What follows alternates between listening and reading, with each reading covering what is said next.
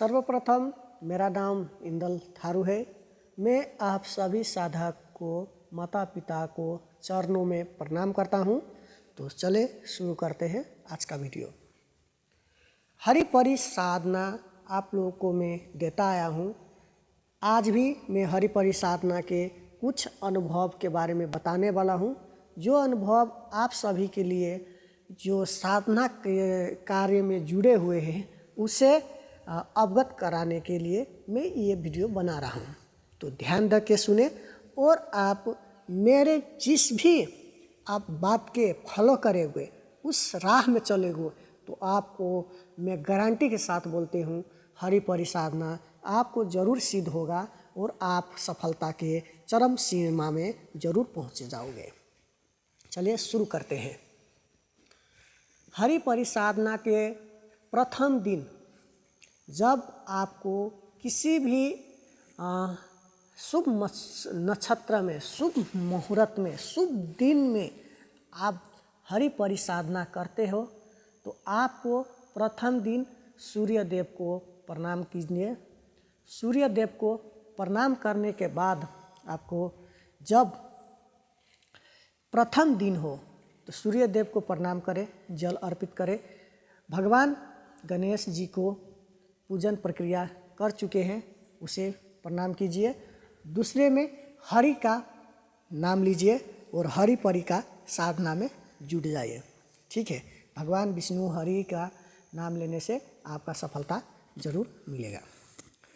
तो आपको प्रथम दिन जब शमशान में, किसी वीरान में, किसी कब्रगाह में, किसी श्मशान भूमि में जाकर जब हरिपरि साधना करते हो, तो आपको जब सुरक्षा घेरा जब लगाए होते हैं, आप बिना सुरक्षा घेरा का कोई भी साधना नहीं होता है और कीजिएगा भी नहीं, जो कि खुद में हानिकारक है। सर्वप्रथम सुरक्षा घेरा आपके लिए बहुत आवश्यक और अत्यंत लाभकारी होने वाला है। तो आप सुरक्षा घेरा लगाने के बाद उसमें जब बैठते हैं तो देखिए, किसी भी जब दैविक शक्ति को बुलाने के लिए जब आप जाप करते हैं, प्रथम जाप करते हैं, तो आपको 2, 3, 4, 5, 6 दिनों तक कुछ भी अनुभव नहीं होता है, कुछ भी नहीं। अगर हो भी गया तो आपको सिर्फ भूत, प्रेत, जिन इत्यादि आपको दुष्ट नकारात्मक शक्ति और नकारात्मक दुष्ट आत्माओं के प्रभाव से आपको होगी।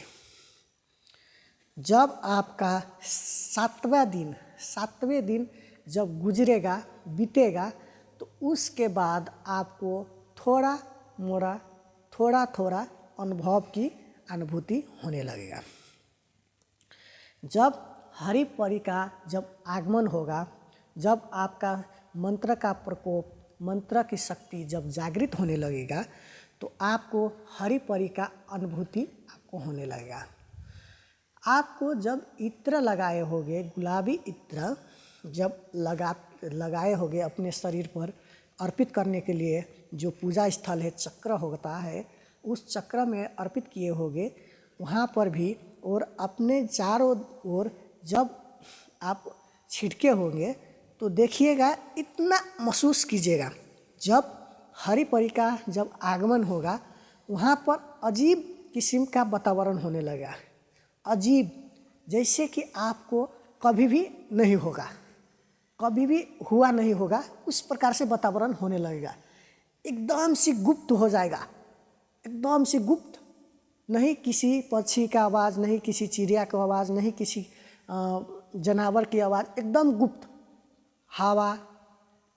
हवा इत्यादि मौसम वगैरह में चेंज होने का अनुभव होगा आपको एकदम से, और आपको थोड़ा भय का भी महसूस होने लगा। भय, अपने शरीर का जो आत्मा होता है, शरीर के अंदर का जो आपको ध्यान निद्रा में रहते हैं, तो आपको उस समय आपके शरीर पर कुछ डरावनी सा अनुभव, फीलिंग होने लगेगा। सारी चीज़ गुप्त हो जाएगी, कुछ भी आपको लगेगा कि हम शून्य हैं, कहीं पर है, एकांत में है, कोई मेरे पास आ चुका है, कोई मुझे झपटने के प्रयास कर रहा है, कोई मुझे पकड़ने का प्रयास कर रहा है। इस प्रकार से आपको प्रथम अनुभव होगा।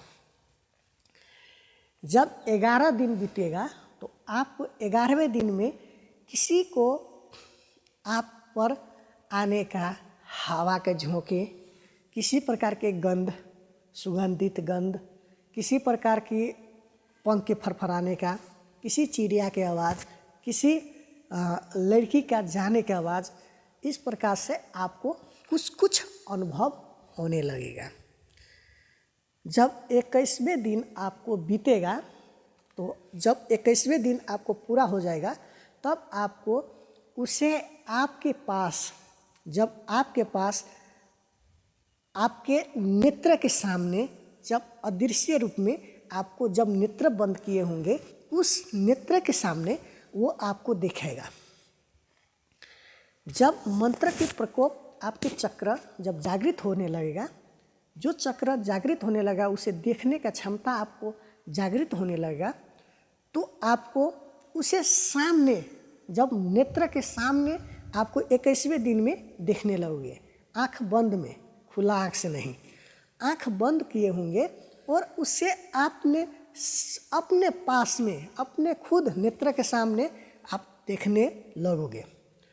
जब आपको 31वें दिन होगा, 30 और 31वें दिन होगा, तो आपको जब बिस्तर में कहीं पर सोए हुए, आपके घर पर है, आप कहीं पर जा रहे हैं, तो वहाँ पर आपको किसी को आपके छूने का महसूस होने लगेगा।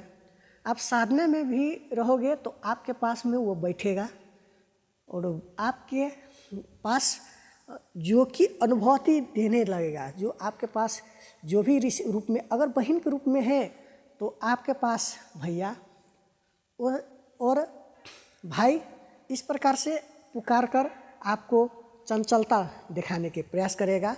अगर माँ रूपी है तो पुत्र, और पुत्र के जो भी रूप के अनुभूति होता है, जो माँ का प्यार होता है, वो चीज़ आपको बरसाने लगेगा।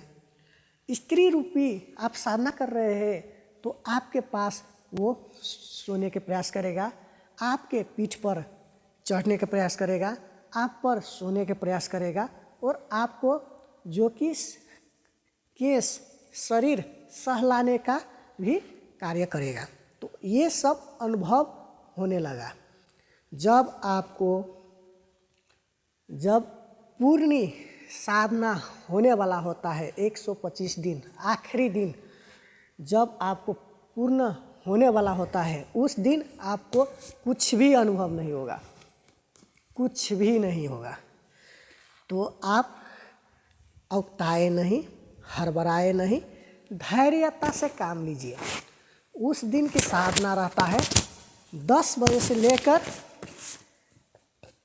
रात्रि के 4 बजे तक, 10 बजे से लेकर रात्रि के 4 बजे तक की साधना रहता है। उस समय, उस रात के दौरान आपको नियमित जाप करते रहना है, जाप करते रहना है, जाप करते रहना है। और आखिरी दिन में आपको जब तक वो सामने प्रकट नहीं होता, आपको दर्शन नहीं दे देता, तब तक मंत्र की जाप करते रहना है।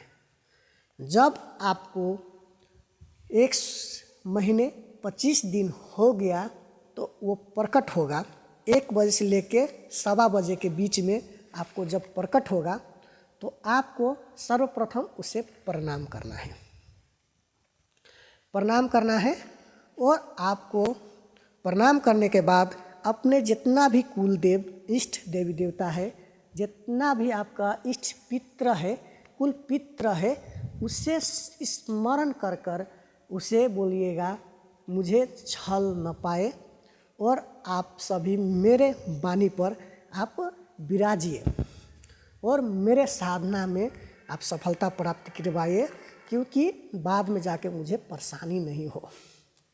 तो आपको जिस भी रूप में साधना कर रहे हैं उस प्रकार से वचन ले लेना है, 3 वचन मांग लेना है और आपसे भी वो 3 वचन लेने का प्रयास करेगा और आपको धैर्यता और सोच विचार कर उसका वचन का जवाब देना है और सब करना है।